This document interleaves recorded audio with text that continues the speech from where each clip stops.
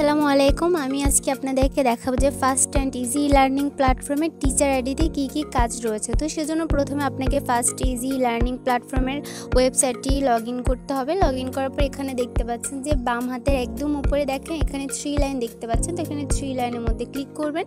3 লাইনের মধ্যে ক্লিক করার পর এখানে দেখতে পাচ্ছেন প্রমোশন আইডি দেখতে পাচ্ছেন। তো এখানে প্রমোশন আইডির মধ্যে ক্লিক করবেন।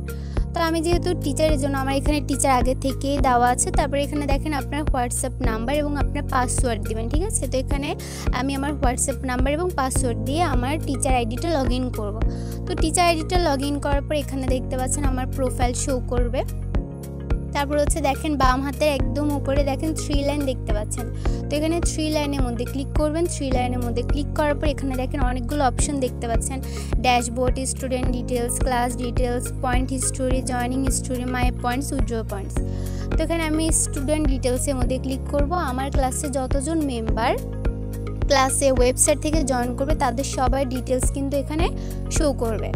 তো তারপর আমি আবার এখানে যাব, দেখেন এখানে ক্লাস ডিটেলস দেখতে পাচ্ছেন, ঠিক আছে। তো ক্লাস ডিটেলসের মধ্যে ক্লিক করবেন। ক্লিক করার পর আপনি আপনার যখন ক্লাস হবে ওই ক্লাস টাইমে আপনি আপনার লিঙ্কটা অ্যাক্টিভ করবেন। যখন আপনার ক্লাসটা শেষ হয়ে যাবে তখন আপনি আপনার লিঙ্কটা কিন্তু ডিঅ্যাক্টিভ করে দিতে পারবেন।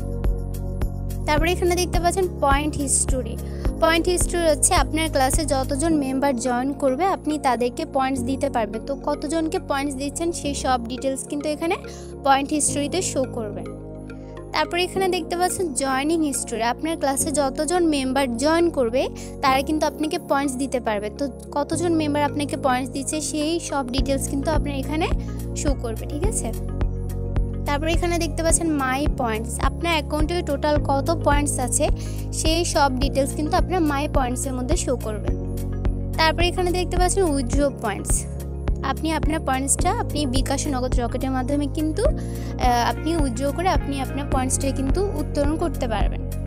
ধন্যবাদ।